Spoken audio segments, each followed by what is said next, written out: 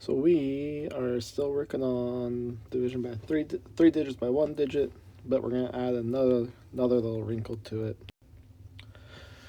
Quick little game of four numbers, game of 24. So pause it, see what you can find.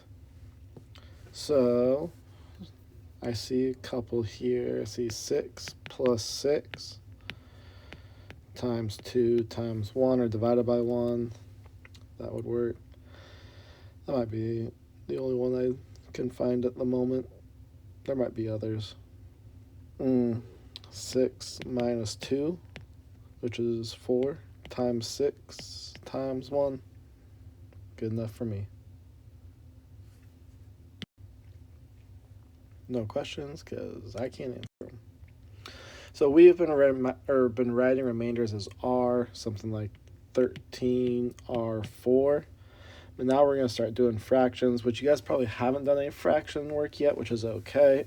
Basically, a fraction is the same thing as division problem. So if we had 4 divided by 5, that can be written as 4 over 5, where the top number is the numerator and the divisor is the denominator. So a fraction is just division, where you're dividing the top number by the bottom number. It could also be written as 4 divided by 5.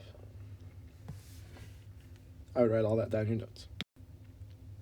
So first example, we'll have 9 divided by 4. 4 goes into 9 2 times. 2 times 4 is 8. Subtract, and we get 1. So we've got a remainder, but we're not going to write our answer as 2R1. We're going to write it as 2, and then the fraction is the remainder on top, which is 1, over our divisor, the number we're dividing by, which is 4. So we're going to write 2 and 1/4 for our answer now. On a keyboard, to do a fraction,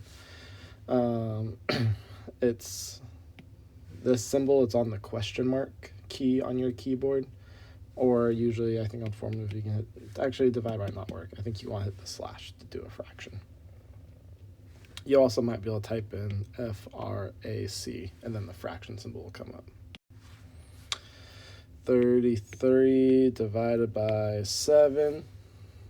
So 7 goes into 33 4 times. 4 times 7 is 28. Subtract, we get 5. So our final answer would be a 7, because that's the whole number of times, 4. That's the whole number of times 7 goes into 33.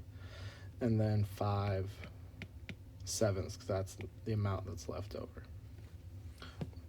Because we're dividing by 7 into 33, there's a 5 sevenths left. That's the 5 that the 7 could not go into. So that's why it's 5 over 7. 353 divided by 2.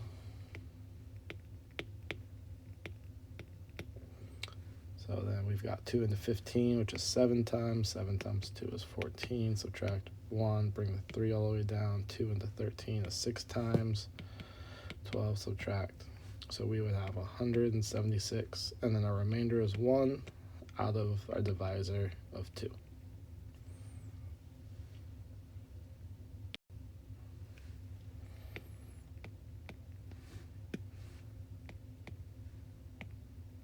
$795, not 65.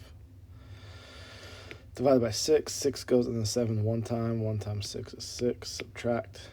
Get a 1. Bring the 9 down. 6 goes into 19 3 times. 3 times 6 is 18. Subtract. We get 1. Bring the 5 down. 6 goes into 15 2 times. 2 times 6 is 12. Subtract 3. So we have 132 with a remainder of 3 out of 6.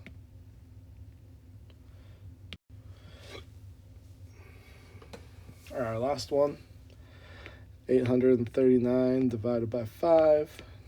5 goes into 8 one time. 8 minus 5 is 3. Bring the 3 down. 5 goes into 33 6 times. 6 times 5 is 30. 3, bring the 9 all the way down. 5 goes into 39 7 times. 7 times 5 is 35. Subtract, we got 4. We have 167 R. 4. Or not R4. 4 out of 5. 4/5.